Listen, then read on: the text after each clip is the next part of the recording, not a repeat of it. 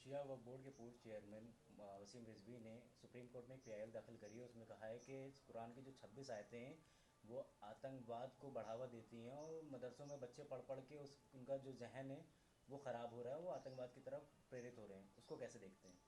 बिस्मिल्लाहिर्रहमानिर्रहीम। देखिए, कुरान करीम वो किताब है कि जिस पे पूरी दुनिया के मुसलमानों का ईमान और यकीन है।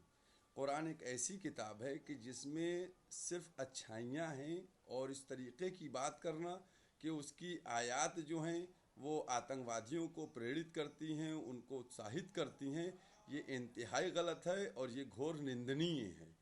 इसकी मजम्मत होना चाहिए, क्योंकि कुरान के अंदर जितनी भी आयत हैं, जो किताब है वो एक ऐसी है कि जिसमें आपस में दिलों को जोड़ने की बात की गई है। और आज जो मदरसों की बात की जा रही है, तो मैं तो कह रहा हूँ कि कितने ज़मानों से लोग मदरसों के पीछे पड़े हुए हैं कि साहब मदरसे में ये हो रहा है, मदरसे में वो हो रहा है, लेकिन आज तक किसी मदरसे में ताला नहीं लग पाया। ये सिर्फ मुसलमानों को बदनाम करने की साजिश की जा रही है। और जो पीआईएल दाखिल की गई है, मैं समझता हूँ वो फौरी तौर के ऊपर वहाँ से खारिज कर दी जाएगी, वापस कर दी जाएगी। और ये जिस तरीके से 26 आयतों को हटाने की बात की जा रही है, किसी लाखों की तादाद में उलमा, फुक़हा, मराजे तक़लीद, उन्होंने आज तक इस बात के ऊपर कोई गुफ्तगू नहीं की।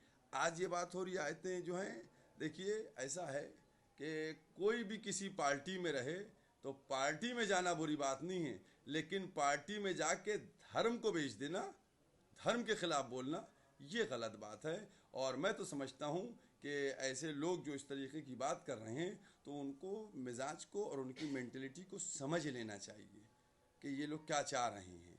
क्योंकि आज इस्लाम वो धर्म है, सिर्फ वाहिद धर्म है कि जिसकी किताब में पूरा निज़ाम हयात है कि कैसे तुमको ज़िंदगी गुजारना है, कैसे तुमको ज़िंदगी बसर करना है।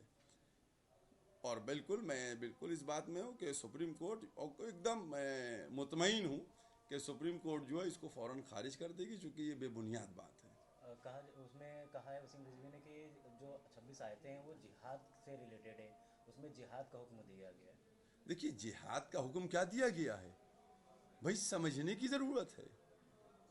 भाई, जो जिहाद इस्लाम में हुए हैं, जो दूसरे लोगों ने मुसलमानों पे हमला किया है, उस वक़्त की वो बातें बताई गई हैं, उस वक़्त की चीज़ें बता दी गई हैं। अब उसको किसी और तरीके से किसी और बात को पेश कर देना और कह देना कि ये आतंकवाद को प्रेरित करती है। अरे, इस्लाम वो धर्म है, उसी कुरान में ये लिखा हुआ है। ये आयत किसी को नज़र नहीं आ रही है कि अगर किसी ने एक शख्स को मारा, एक नफ्स को मारा, गोया पूरा उसने इंसानियत को मार दिया। यानी कितना भरपूर तरीके से कुरान सपोर्ट कर रहा है इंसानियत को, मानवता को।